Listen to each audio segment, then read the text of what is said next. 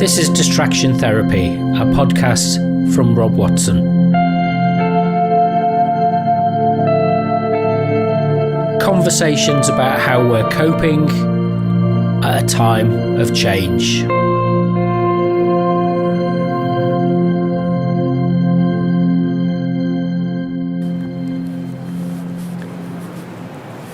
Hello, it's Rob Watson here, and I've come out on Saturday the 20th of March for another of the Leicester Soundwalks, and this is going to be more of a sit down and listen rather than walk and listen type thing. I'm just come into Leicester city centre, and there's quite a few people about. I think the mild weather and the prospect of easing of the lockdown is now encouraging people to get out and get some fresh air. So what I'm going to do for a little while is just wander about and see if we can get a sense of how life is returning. It's been a while since I think I've seen so many people sitting in this town centre, and with the cafes and restaurants closed, it means that people are buying food and coming out and sitting eating together, and actually that's quite pleasant.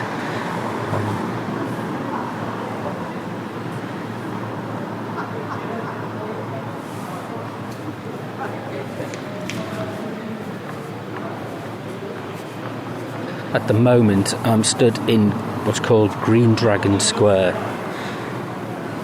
which is where the old Leicester indoor market used to be. It was demolished a few years ago and redeveloped, and there are plans to kind of open it up a little bit and kind of encourage more people to use it as a public space.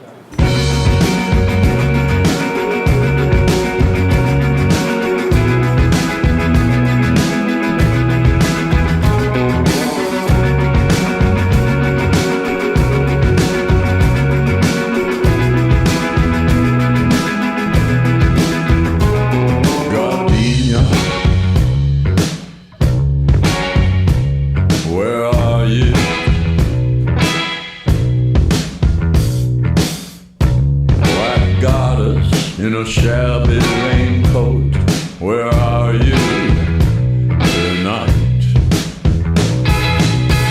Cheap purple baby doll dress, a gardenia in your hair. Much taller and stronger than me, a forbidden dream, a dream, a dream. All I wanna do is tell Gardenia what to do tonight. All I wanna do is tell Gardenia what to do tonight. Gardenia, where are you tonight? Shit. The streets were your home. Now where do you roam? Your hourglass ass and your powerful back, your slant devil eyes and the ditch down your spine, deep as, deep as. All I wanna do is tell Gardenia what to do tonight. All I wanna do is tell Gardenia what to do tonight. We lay in the darkness, then she turned the lights on. I saw a dangerous habit. When she turned the lights on, there's always a catch in the darkness. When you turn the lights on, there's always a catch.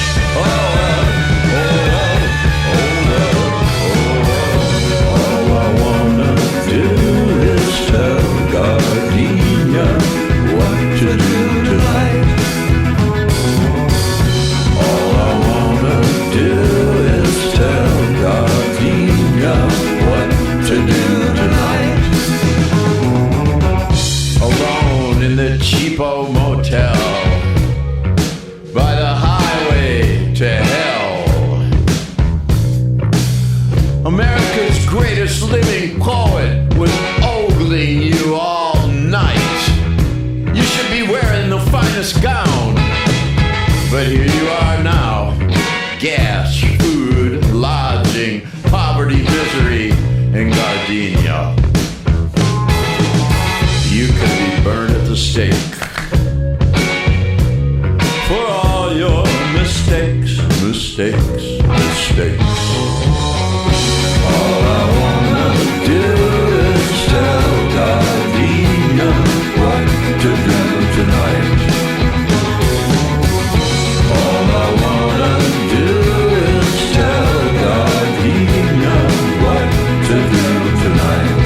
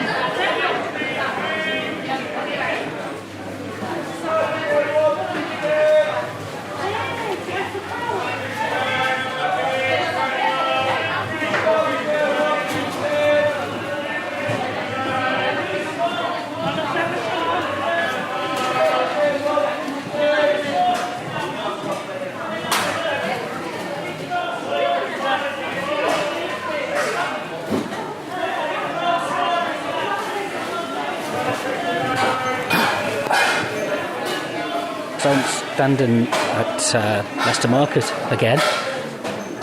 One of the projects I'm working with and on at the moment is related to the Census. It's called Leicester Stories, and either you listening to this on Census Day or close to Census Day, it's a challenge to make sure that everybody completes the census. And while the government and the Office for National Statistics is doing a really major push on filling in the census digitally, and I've done mine. It takes about 10-15 minutes. It's not very complicated. There's not really many difficult questions, but it's fairly straightforward. And the idea is to think what it is that kind of gives people a bit of pride in undertaking the census. What is it that people want to celebrate in their communities, and how is that expressed in people's own voices rather than it being, if you like, led by a centralised marketing campaign done by a mass media communications agency. And it's a bit more about how we directly use our community assets and the voices within our communities to represent ourselves and to speak on our own behalf, rather than having our thoughts and feelings expressed for us by distant agencies who are maybe interested in different things than we are ourselves. So it's an interesting process, and one of the first reflections on the process has been that there's a hesitancy, I think, not just to the vaccine, that people talk about vaccine hesitancy. There's an opinion hesitancy, that what it is that people are expected to do when you ask them to contribute, a vox pop, that awful phrase that is used on television news and radio news, where you just go out into the street and talk to people and it's uncontextualised and it doesn't explain anything. But opinions are not really what we're interested in. It's a question of experience and how our experience informs our reasons. And what we think, rather than following instructions, we feel that it's better to explore this in the way of guidance. And one of the interesting things that's come out from some of the feedback has been some communities, particularly we were talking to some people in an African community group, And they said you must emphasise the fact that you'll get £1,000 fine. It's the law that you've got to complete this. Start with the stick and not with the carrot. And we'd started off with the carrot, thinking, oh, what are all the nice ideas and the positive reasons for people filling it in? So it's interesting that when you start to figure through what the different cultural expectations are of the census and what role it plays in society and how the information is used, it's kind of fascinating to start to try and understand and put yourself in the position of somebody else, where you drop your assumptions, where you're not really relying on the kind of beliefs and opinions that you've accumulated over the years. But what you're doing is you're listening to what it is that people are actually telling you. And people don't necessarily tell you in easy ways to listen. Often there's a bit of frustration, or there's a bit of anger, or there's a bit of resentment can be ahead, or a bit of overexcitement can be ahead of what people are actually trying to express. But once you give people a sense of acknowledgement that what you're going to do is treat them fairly, treat them kindly, treat their experiences with respect, and that it becomes, and it will be used as something which is part of a respectful process of engagement, then it really makes a difference to the kind of trust that you can build up. And there's certainly some issues at the moment around the vaccine take-up and the communication during the lockdown, that it's been, it hasn't been a shining success. Along with test and trace, I think we need to include in the inquiry, when that finally comes, a whole section on communications policy and how the kind of top-down, centrally driven, narrowly focused communications model has not really served as well. And here in Leicester, we've had the longest lockdown of anywhere in the country, and we have some of the more complex issues of communicating with people in multiple languages, people from different faith groups, people from different generations, and you can't make assumptions about what's going to work and what does. People have quite low English literacy skills because English isn't their first language, and simple things can confound you when you're not a native English speaker. The subtle differences between there and there. It's try explaining that to people. It's very difficult and very complicated. Where, and where. They all sound the same, but they mean different things. And so, if you're not a great English listener or speaker, and you're not a great English reader, then just getting a form through the door with some instructions to go onto a website might not be the easiest way to encourage people to complete it. And there's also a sense that sometimes people just see another letter comes through the door. It's marked to the householder, so you kind of think it's a bit of junk mail. So the essential communications get missed. Because there's so much junk mail, certainly where I live, there's small terraced houses. It's easy to circulate. A couple of times a week we're getting pizza, takeaway menus, restaurant menus, double glazing, house sales, and it's like it takes away the moment when an important letter comes through the door. It takes that moment away. We're awash with this kind of information, and maybe we need to step back from it and kind of think about what we should prioritise. And maybe around the time of a census, all that kind of direct marketing maybe needs to stop. And maybe we should have stopped it during the period of the lockdown as well for the health communications. But I think there's an awful lot that we can go into and think about. And I think one of the things I'm enjoying with these Soundwalks is that it kind of gives you an opportunity to think through and to try and understand how what we hear and what we listen to is not quite as straightforward.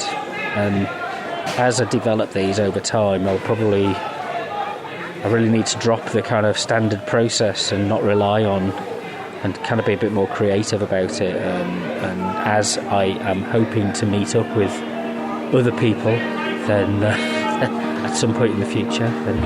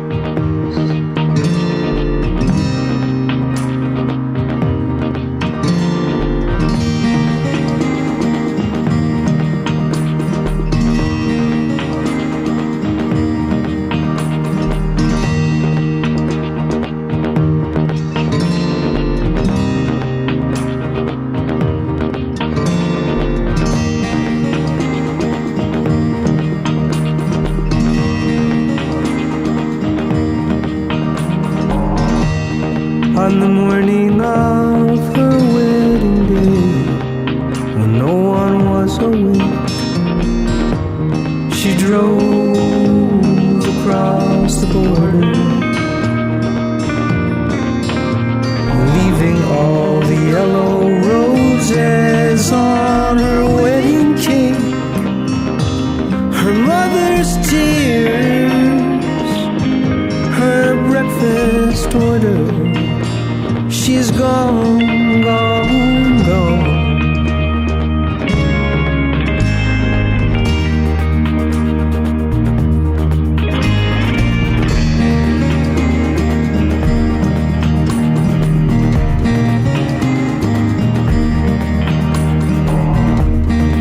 There is a moment, a tip in time,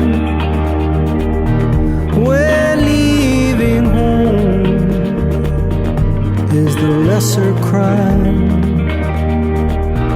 When your eyes are blind with tears, but your heart can see another life,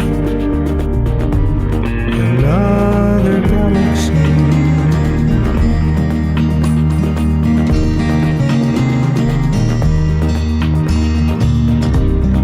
That night her dreams are storm-tossed as a willow.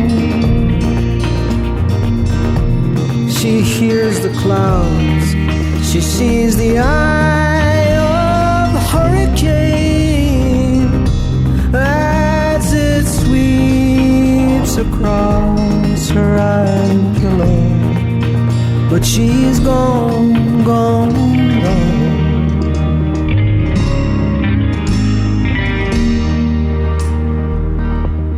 There is a moment, a tip in time, when leaving home is the lesser crime. When your eyes are blind with tears, but your heart can't see another life, another galaxy.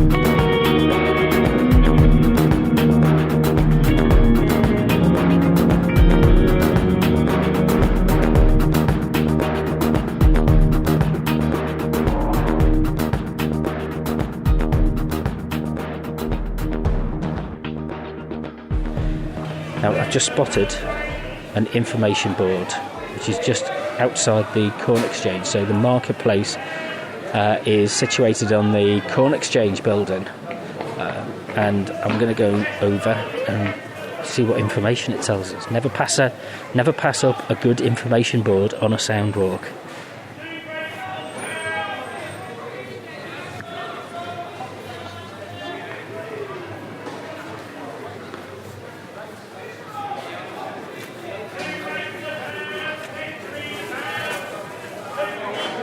So the Leicester Corn Exchange is a distinctive city landmark. It was originally built as a place of dealing in grain in 1850.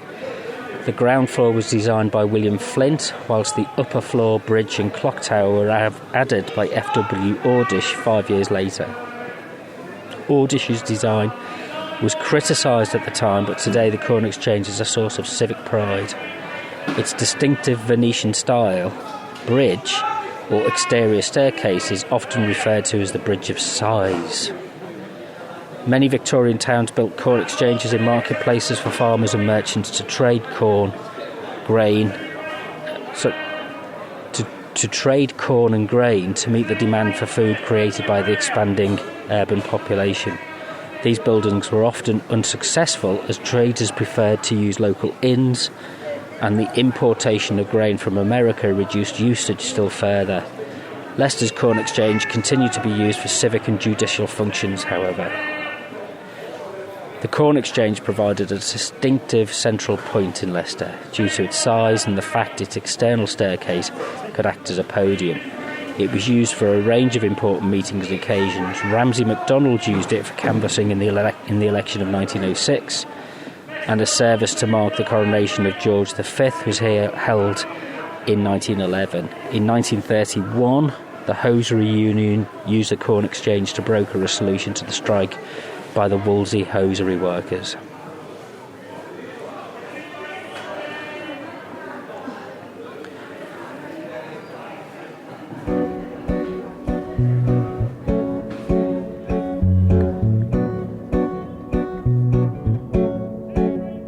Words of love are not enough, though sweet as wine, as thick as blood. Passionless moments, and we are homeless out on the street. But life is cool and things aren't bad. Got what he wants, lost what he had. He soon adjusted and got accustomed to these new ways.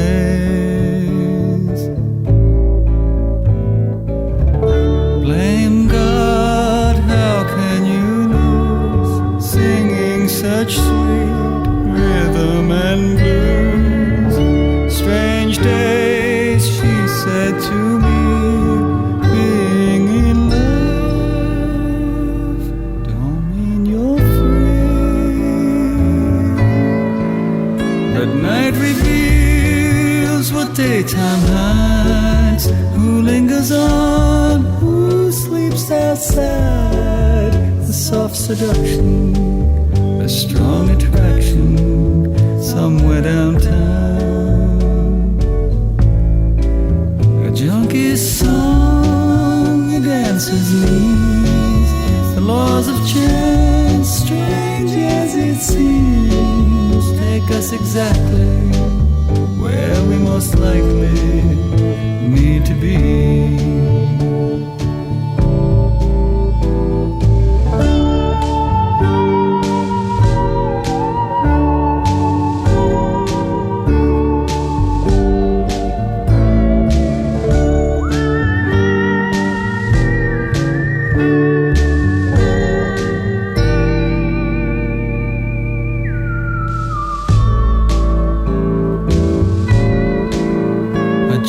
Song, a dancer's knees, the laws of chance, strange as it seems, take us exactly where we most likely need to be.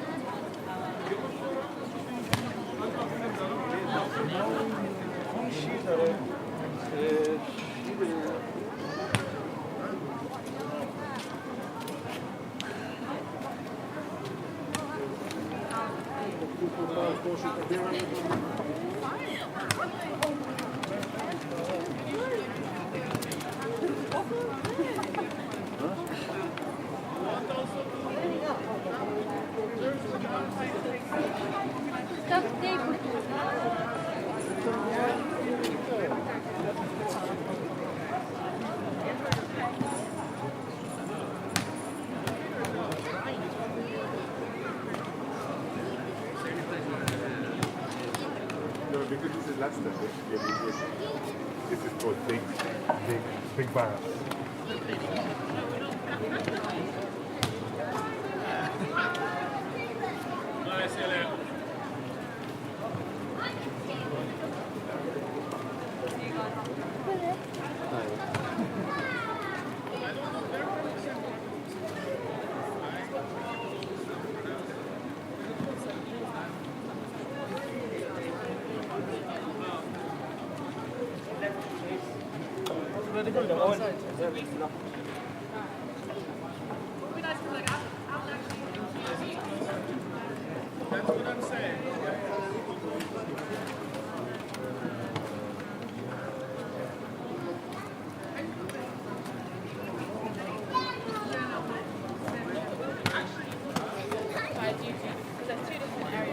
Just don't pick the ball unless I can.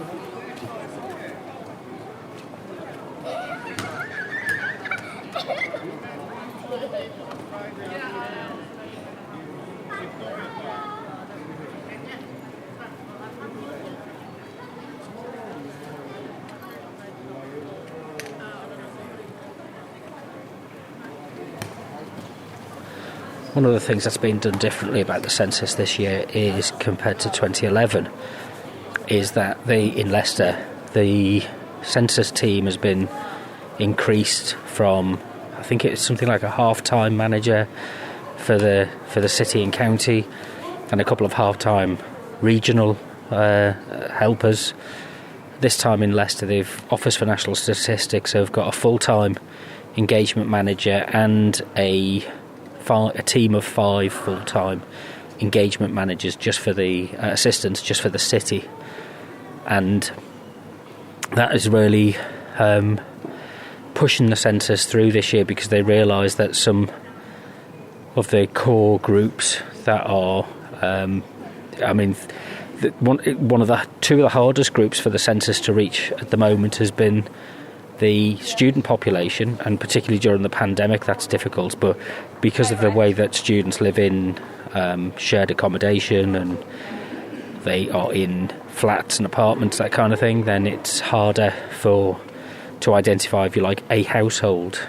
And then also while the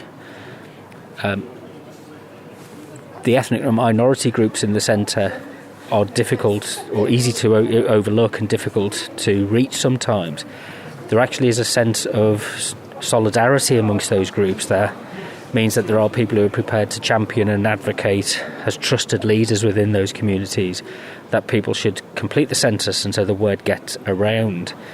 But there are the outlying estates with the, if you like, the outlying white working class population doesn't have the same sense of and networks that gives it a sense of social solidarity, so they're harder to reach. And there's a lot of assumptions made about capability and capacity for things like digital engagement, which are defined by a fairly middle class kind of point of view, rather than by actually looking at what the difficulties are in overcoming some of the obstacles about digital engagement. But the census will follow up with paper. The process is everybody fills the census in on the 21st, and then there'll be follow-on calls. So those areas where there's a low uptake of the census, that's when the door knocking starts to take place, and asking people to complete the census as on a paper version, if they've not done so on a electronic version at that point. And with the pandemic, that just makes it a little bit harder to do that. So the Leicester Stories project, we're going to carry on talking about the census even though everybody else will be thinking that the census is over, actually that's when the work begins, and that's when you're trying to reach into the parts of our communities that have not got the message.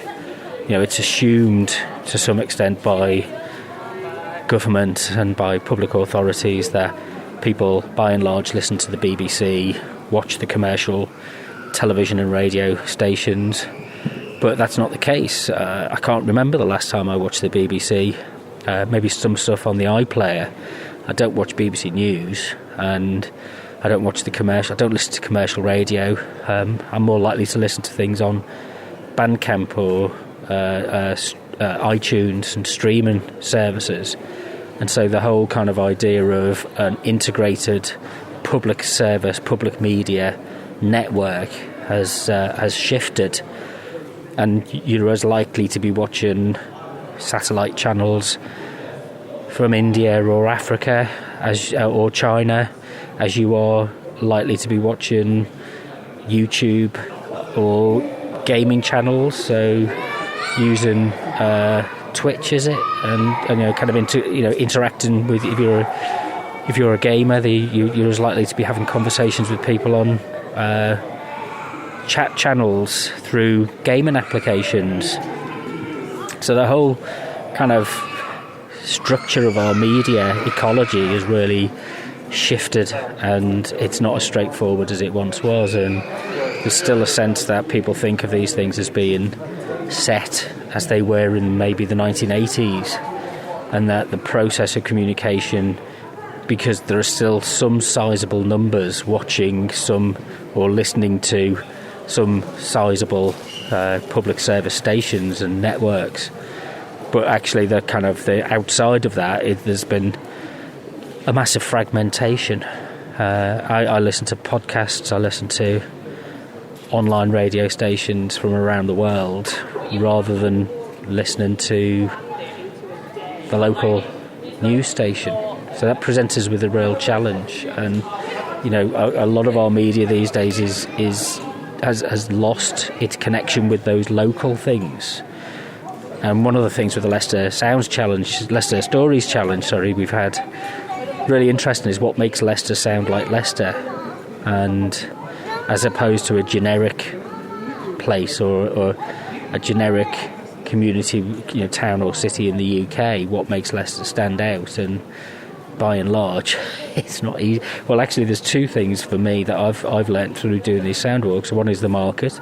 It's the obvious one, but sitting near the clock tower, as I was doing a few minutes ago, it's the range of voices that you hear, the range of languages spoken, the range of accents, and that's that's the key defining feature for Leicester, is that it is this very mixed community. It's not a rainbow. It's not an integrated sense of engagement with one another. It's often very siloed. And what's the common experience? Well, at the moment we don't have that common experience because the shops and the pubs are pretty much all closed. So there's hardly a reason for people to come into the city from outside of the city. So what's the common experience? It really makes us think about what that creative, cultural common experience might be, and how we can draw on each other's experiences. And I think that's kind of the intention of what we're trying to do with the Leicester Stories project, but hopefully we'll be able to share a bit more about that in the future.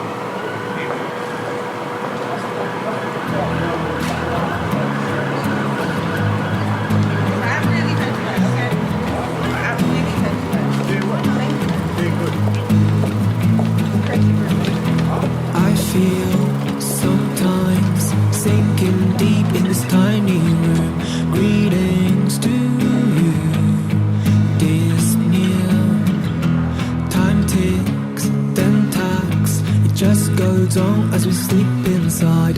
Don't try to swim backwards. When the night gets dark, can we make it on time? Do you feel it beating life's electric dreams? We will all slide through every night and days, wasting light. All the days that are gone, never coming back. When it's coming into play, come and get a little closer. Savage dream, all in green, feeling on inside. I'm just trying to float again, sinking deep in my bedroom. Like me, deny me. My heart is supposed to be bulletproof, but it's so naked after all. Online, then offline, I'm so done checking on your feed. Trapped in these days, in hate. All the scenes go turning at once, and I wish I never hold back. But the timing's just not quite right. When you feel so stuck in this crate, when your mind and spirit's so marred, I'm just wishing you were safe all after the storm. All the days that are gone, never coming back. When it's coming in play, can we get a little closer? Savage dream, all in green, feeling on inside. I'm just trying to float again, sinking deep in my bedroom. Are we done making it better? Or are we lost between the lines? Have you found the signs of hope? Can I make it on time even when I never know your name? Lots of wounds in ways for combat. There's the glittering sky covered up by this iron grey. If any chance is left, gonna start again.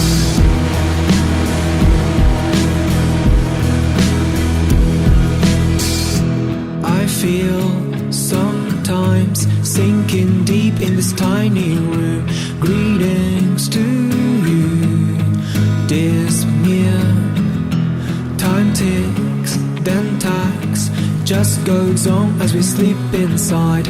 And I'm still here in the end. So it's been more of a mooch around and stand around rather than a walk today. But that's okay. If you want to get involved in one of these sound walks, and as we come out of lockdown, I'm hoping to meet up with different people, trying to see what the trying to listen to what the city's like from a different perspective. Just get in touch with me. I'm on Twitter and Instagram at RobWMedia, or you can email me at rob@robwatsonmedia.net.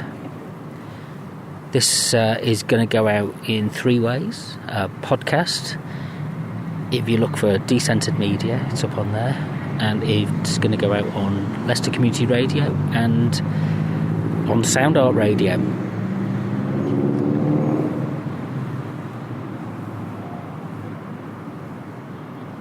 It's a real challenge to... I think the lockdowns, we're in that in-between positions where nothing's quite happening yet, and although the spring is emerging and the daffodils are now out, people's kind of coming out of their homes and needing to interact and circulate is really, you can feel it. And we just really have to still be very careful when we're out. There's the message about wearing masks seems to have fallen down the wayside, and yet the masks and washing your hands using sanitizer is still one of the principal ways of slowing transmission.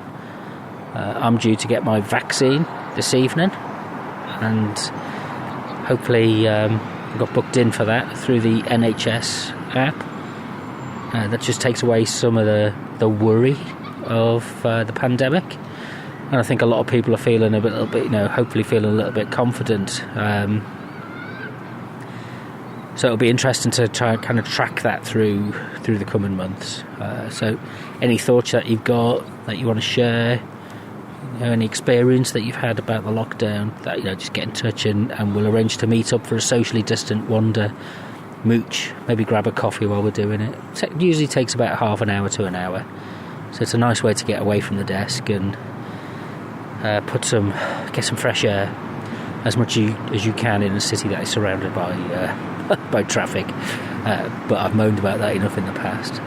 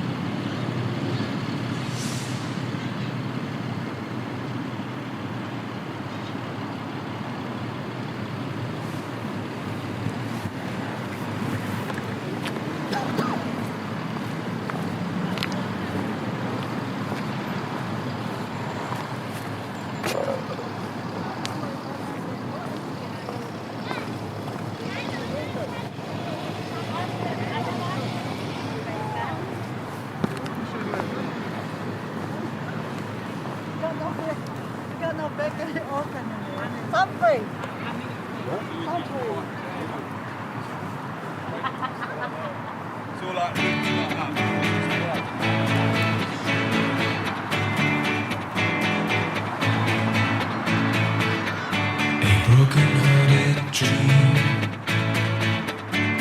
Words can heal no pain. I never understand. Can you hear me now? Slipping through the night, I can feel no sense. I thought you understood.